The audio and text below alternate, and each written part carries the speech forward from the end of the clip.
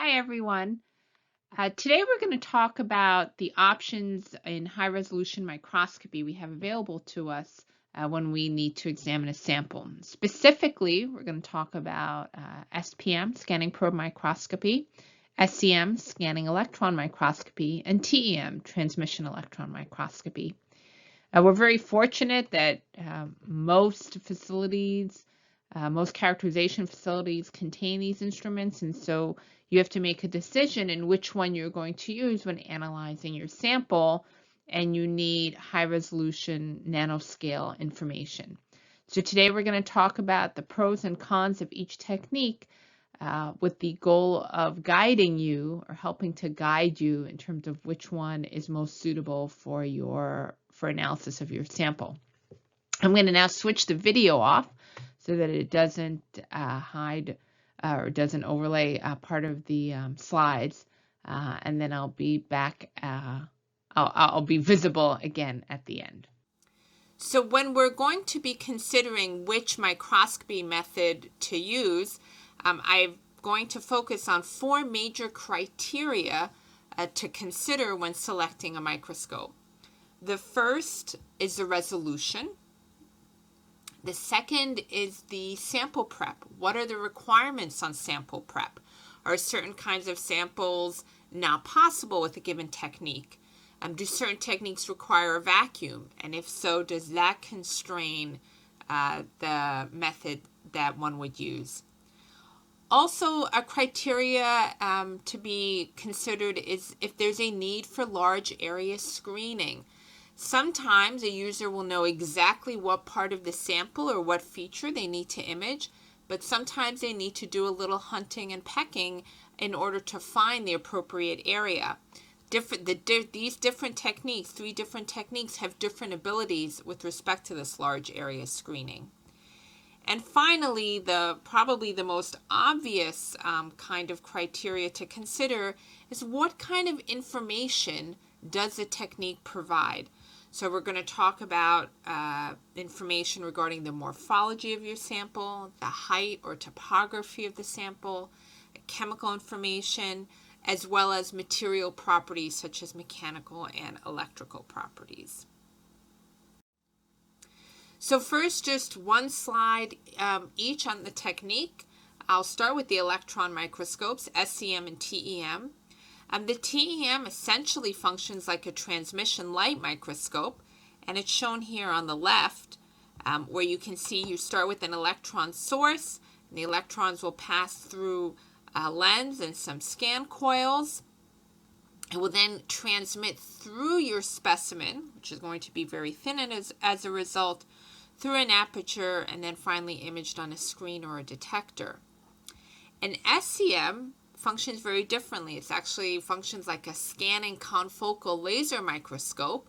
Obviously, it's got a lot of similar components to a TEM. So start with an electron source and is then focused, passes through some lens and scanning coils, and then actually raster scans across your surface, which could be a very thick specimen, as shown here.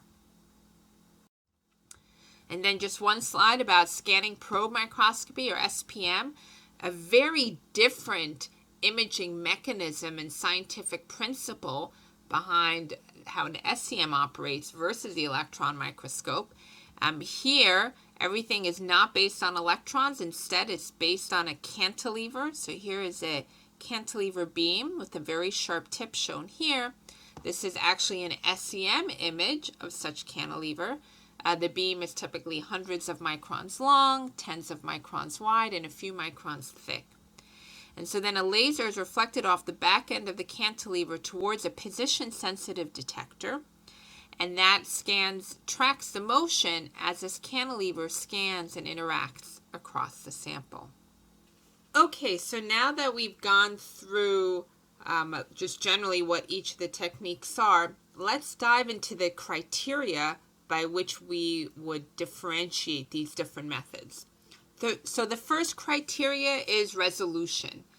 Now, in an optical microscope, what we're probably most used to, the optical resolution is governed by what's called the Abbe diffraction limit, which dictates that your resolution equals 0.61 times the wavelength of your light source divided by the numerical aperture.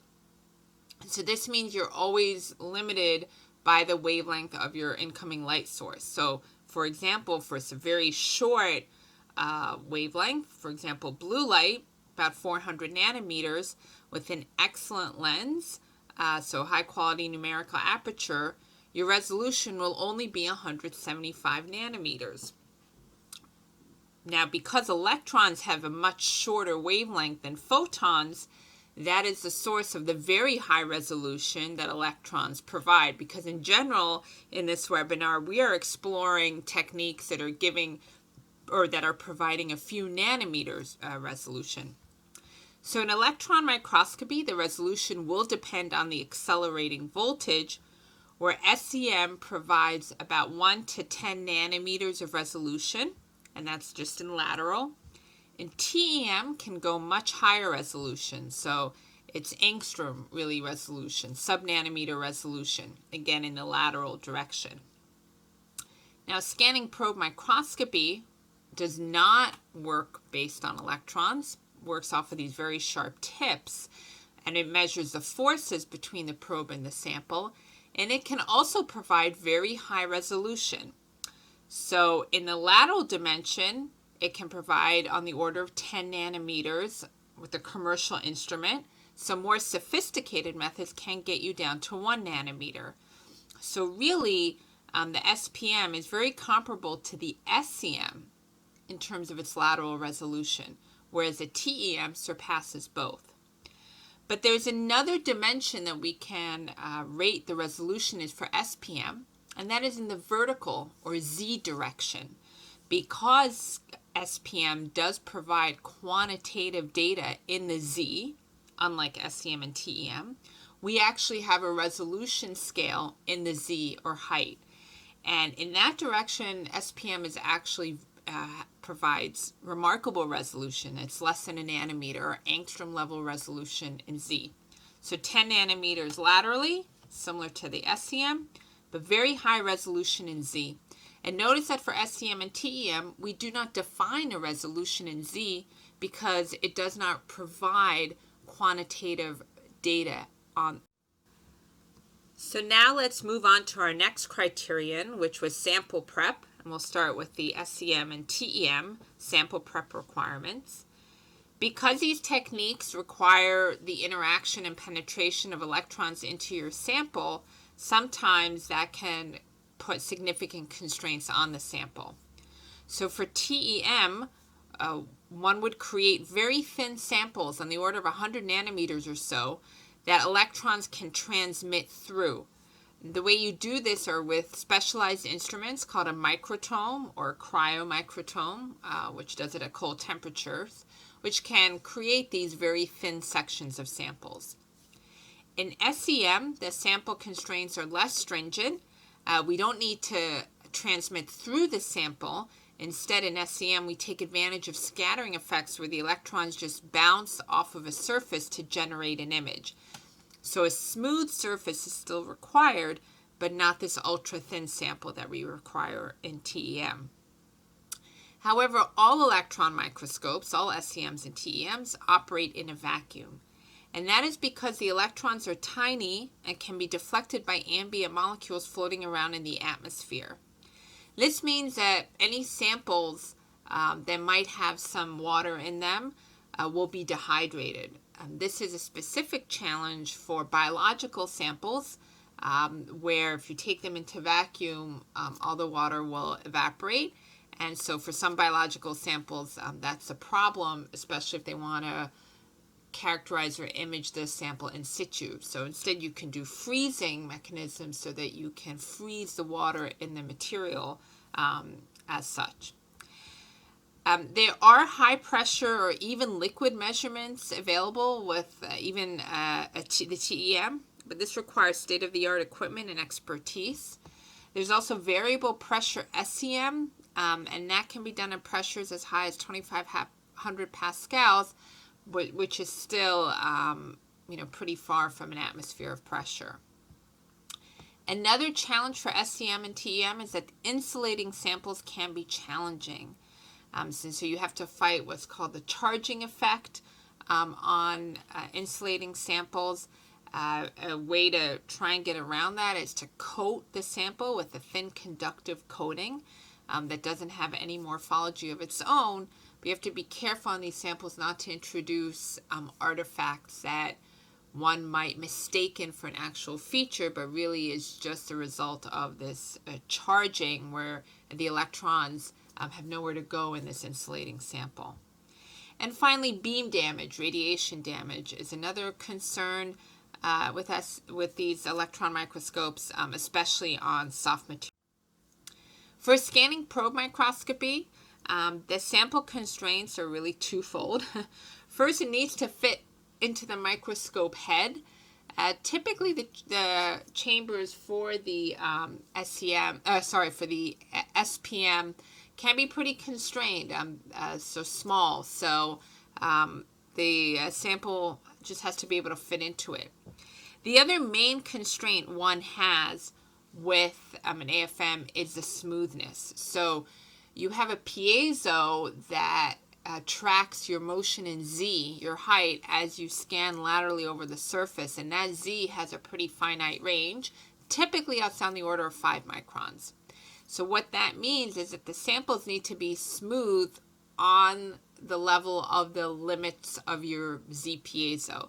So typically with no more than 5 microns variations over 100 micron X and Y range. That also means no features that are more than 5 microns in that range. On the plus side, there are no vacuum requirements in scanning probe microscopy. Most of the work is actually done at ambient conditions on the benchtop. And there's no problem imaging in fluid and high pressure environments. In fact, fluid measurements are done routinely by the biological community. And there are also no electrical or mechanical requirements on the sample as well. Our next criterion is acquisition throughput. And when you think about acquisition throughput, there are really 2 areas that you need to worry about this. First is just large area screening. So you may have a fairly large sample, maybe a few centimeters wide, and it's not clear where the feature of interest is, if the sample's heterogeneous, and you need to locate a particular feature in that several centimeter square area. So the first criterion would address how fast can you screen such a large area. So the electron microscopes have a big advantage over the scanning probe microscope in this regard. So an SEM can screen even a centimeter large area. Granted, it's pretty low resolution, but it can image and whip around along 1 centimeter pretty quickly to try and look for your feature of interest. TEM can't cover quite as large an area. That is probably more reasonable to expect it to be able to screen about 1 millimeter. But again, that's a pretty respectable size. Scanning probe microscopy in general has a maximum limit on some instruments of 100 microns. And on other higher res instruments, it's even smaller, maybe only a few tens of microns. And that's the max scan size that you can image with a scanning probe microscope. So if you are looking for a needle in a haystack and you need to survey a large area on the sample in order to find your feature of interest, again, the SEM and TEM will have a significant advantage over the scanning probe microscope or the AFM.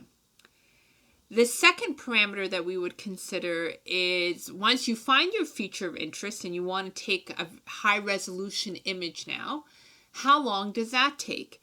And again, here the electron microscopes will hold an advantage over the scanning probe microscope.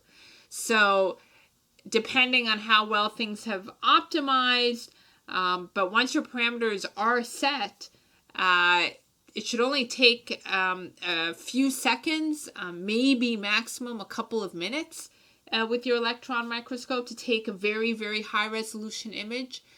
With the AFM, it's the opposite. Even once all your parameters set and you're good to go, because that tip is raster scanning slowly across the surface, it can take up to 10 minutes to collect one high-resolution image. Now, for scanning probe microscopy, the vendors are trying to push the limits on these imaging and make it much faster. And so there's a lot of, you'll hear video rate scanning and fast scanning capabilities that are emerging in scanning probe, where they're actually trying to emulate the electron microscopy characterization and acquisition. So those are great, but they're actually pretty limited in what kind of samples they can handle. Usually they have to be very flat, and there might be other constraints on those. But in general, both from a screening and high resolution perspective, the electron microscopy methods, both SEM and TEM, will be faster and can cover larger areas than the scanning probe microscope. So our final criterion in terms of trying to understand which instrument to use to image a sample is probably the most important one, and that is, what kind of information are you after? Because the different instruments provide different kinds of information. So let's start with electron microscopy. So when the electrons in electron microscopy interact with the sample, there are basically two things that can happen. The first is that the electrons can be elastically scattered off of the surface, where the trajectory will change, but not the velocity or the kinetic energy. The elastic scattering can produce a diffraction pattern, and it also produces contrast with Z, or the atomic number.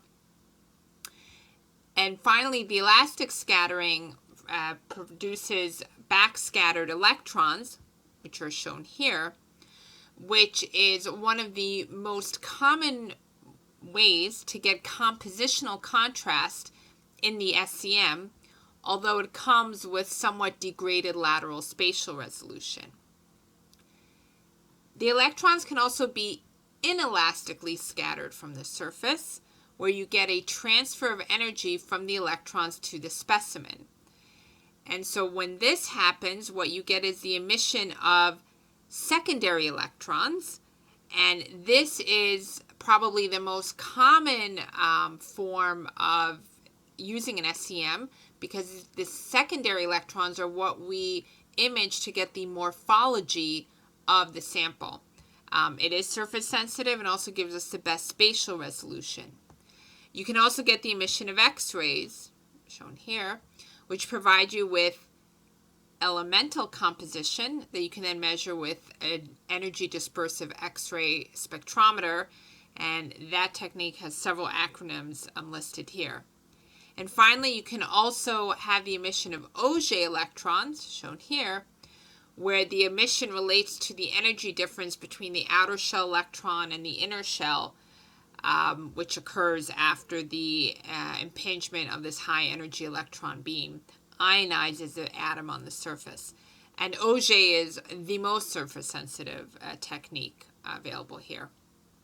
So again, the kind of information we can get is morphology, an image based on compositional contrast. You can actually use it in a more analytical fashion and really get elemental composition of your sample. And finally, in TEM, you can get. So here is an example of using SEM in the two main modes to get either the morphology with the secondary electrons or the composition with the backscattered electrons. So for example, here we have aluminum nanofibers, and this is a secondary electron image where you can make out these fibers quite nicely. This is a silicon nanostructure image. Again, the secondary electron image, because we're going after high resolution morphology. You can see here this bar is 800 nanometers long. There is a length scale bar in this image, but I apologize, it's too zoomed out to see. Okay, but this one here is 800 nanometers, and you can see very beautiful, precise features and morphology and edges of this nanostructured surface. What we have down here are a series of gold nanoparticles that have absorbed onto a polystyrene sphere. And so here's our secondary electron image, where we can see very finely the gold nanoparticles all around the edge. And notice that there's even a three-dimensional feel from this image, and that's due to the depth of view that you can get through the secondary electron image. Here on the right, we're collecting the corresponding backscattered electron image of the same sample. And this is, first of all, obviously you don't have this three-dimensional feel. And what you have here, we're not going after morphology, but we're going after composition. So we can see that these particles here all have very similar composition. They're all made of gold, and it's a very different composition, elemental composition in the background. So here we're really getting a very nice total picture of morphology plus some chemical or compositional contrast to give us yet another dimension on our image. Now you can add analytical chemical information to SEM-TEM by adding the ability to measure the X-ray emission from the specimen for elemental analysis. And this is especially useful for heavier elements. You can always add on an energy dispersive spectrometer onto your SEM and TEM. You can also include what's EELS, electron energy loss spectroscopy, for the lower atomic numbers. And what this measures is a spectrum, which I show in a couple slides, where you get an intensity of characteristic X-ray lines across the X-ray range. And then you get a pretty precise understanding now of your elemental composition on the surface. Now here I have a schematic of the interaction volumes for all these different techniques that I've spoken about. Because remember in the beginning of the webinar when we were introducing electron microscopy, we talked about the electrons penetrating into the sample. Some of the electrons will elastically scatter, some will inelastically scatter. So here what you can see is you get a sense of the penetration or interaction volume for these different techniques. Now, they will be dependent on the actual elemental composition of your sample and on the electron beam, but roughly what you can see is that secondary electrons are pretty surface sensitive, coming from the first few tens of nanometers from your surface, and that's what's giving us some morphology. The backscattered electrons, which are giving us our chemical composition information, are coming from a larger interaction volume, and you can see it spreads out. That's why we're getting a degraded spatial resolution on backscattered electrons versus secondary electrons. And then the X-rays are coming from even deeper, so from an even deeper volume of the surface. So when you need to probe at the very near surface, so you have layered sample, these different interaction volumes is something that you might worry about. So here is actually an image, an EDS image, where they were going after the elemental information on this sample. So what this is an iron background that's been colored in blue. You can see that this length scale here is 50 microns. And there were some contaminants in there. And so from the morphology, one would never have guessed really what the contaminants were. They look pretty similar to the rest of the sample, where they were or what they were. But with EDS, it becomes a very simple problem to solve. So they were easily able to identify as iron, and these orange flakes here was a contaminant, and we're able to show that this was tin. And this was due to a fracture of this particular sample. So the EDS really enables the addition of very important information of this elemental information, another dimension to the morphology of the sample. Okay, so here is an example now of SEM and TEM and a complementary study of single-wall carbon nanotubes with catalyst particles. And what I show here, the reason I show it here is so that you can see all the different kinds of information these two techniques can reveal and how complementary they are. So let's start again with SEM. So here we have secondary electrons, a secondary electron image of these single-wall carbon nanotubes with SEM. And you can see these nanotube structures actually quite nicely. If we look at the backscattered electron image, which is again the compositional contrast, we actually lose quite a bit of the morphology, the lateral resolution, but we can see that compositionally all these bright dots, which are catalyst particles, are compositionally similar.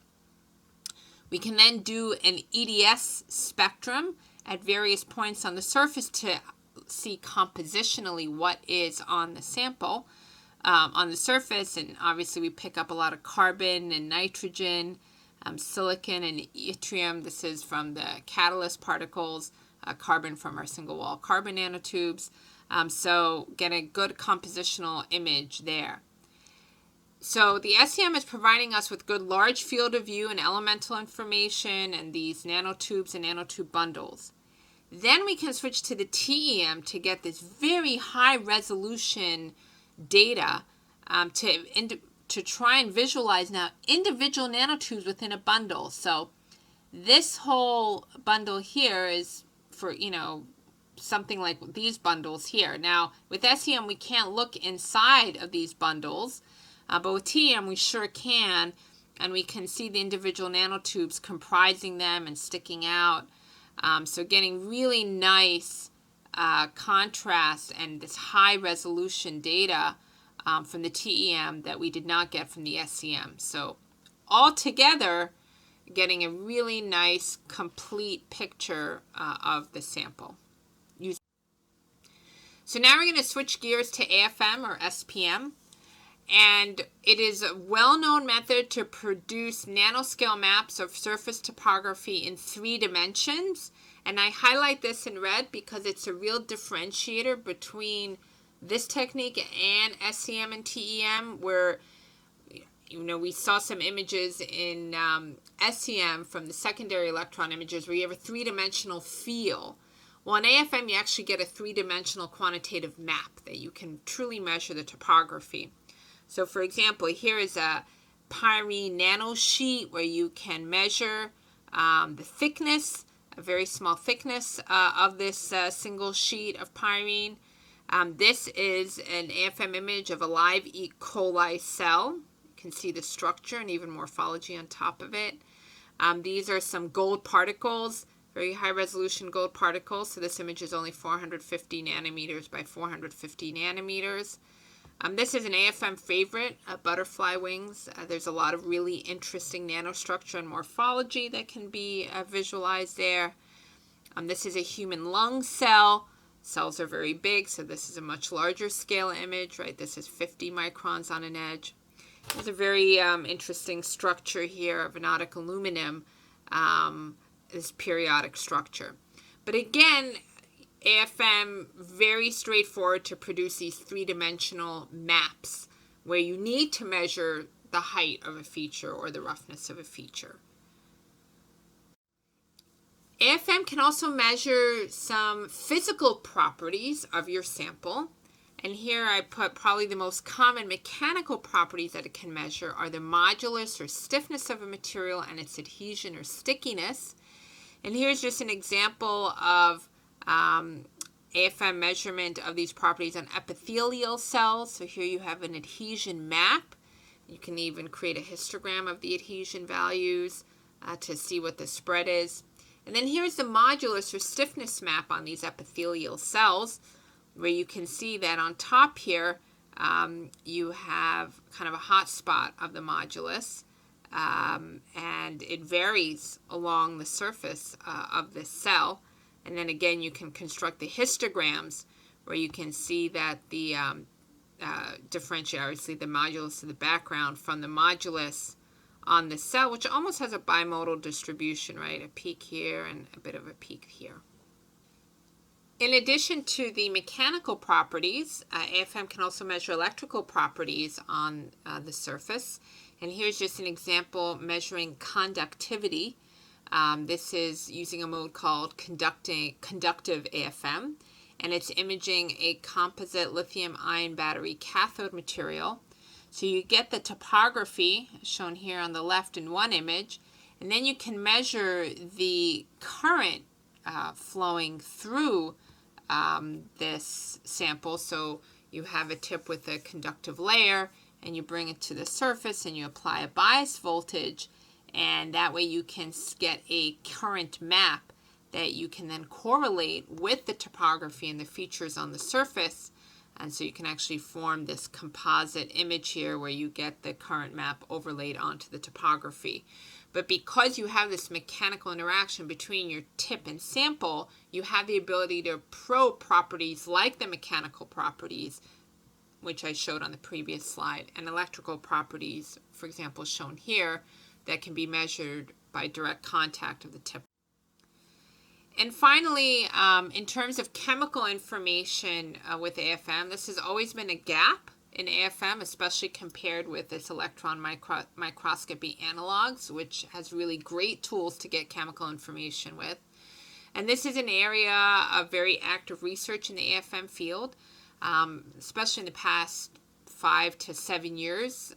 There's been some good success with commercialization of techniques. And what this focuses on is getting IR information on the nanoscale to correlate with AFM. So IR is infrared vibrational spectroscopy.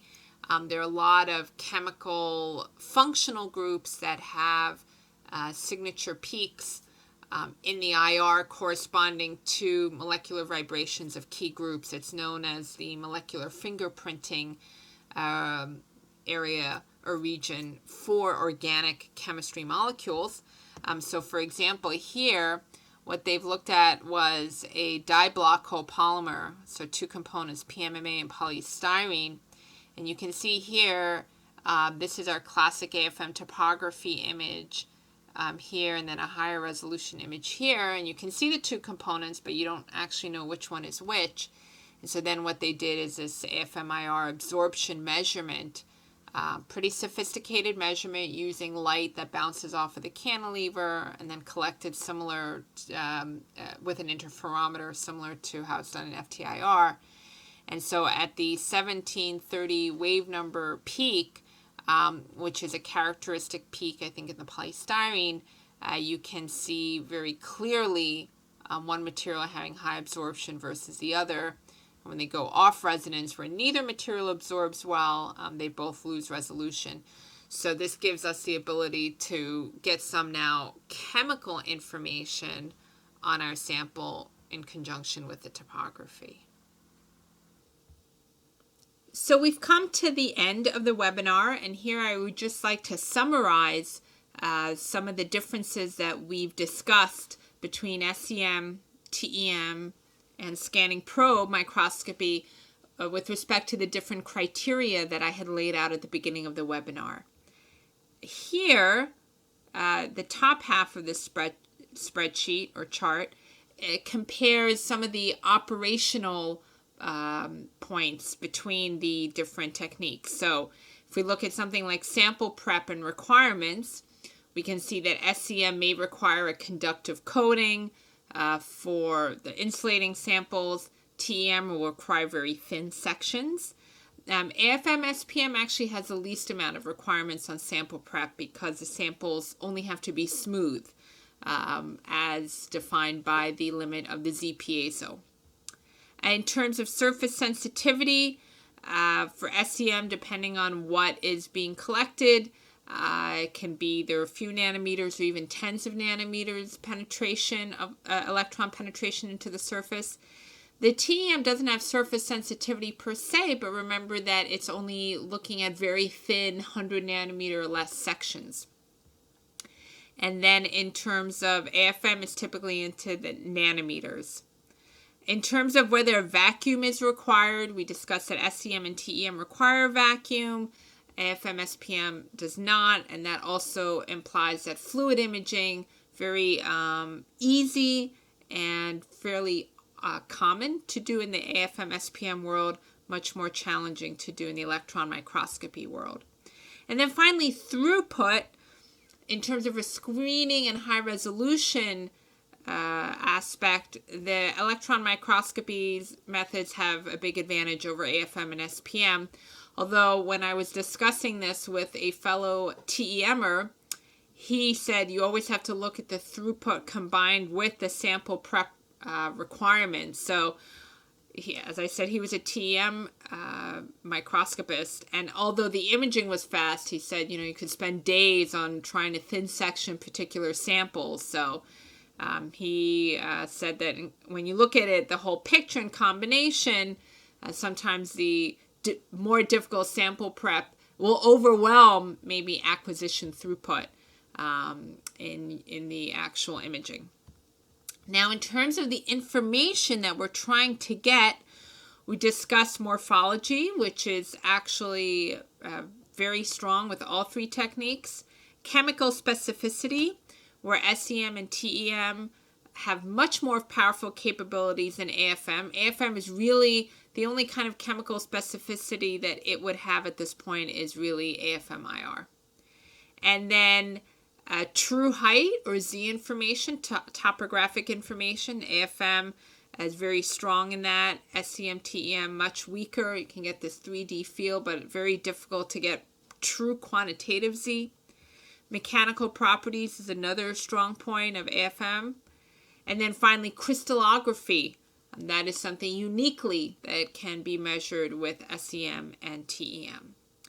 So hopefully, by going through all these different criteria, both from an operational point of view, acquisition point of view, and then what you're trying to measure, this provides some guidelines in terms of the different pros and cons of these different techniques, and will help you all figure out which technique to use. Ideally, maybe you have access to all three, and you can use all three. But if not, hopefully this will help. And with that, I thank you so much for your attention, and we'll be happy to take any questions. Thank you.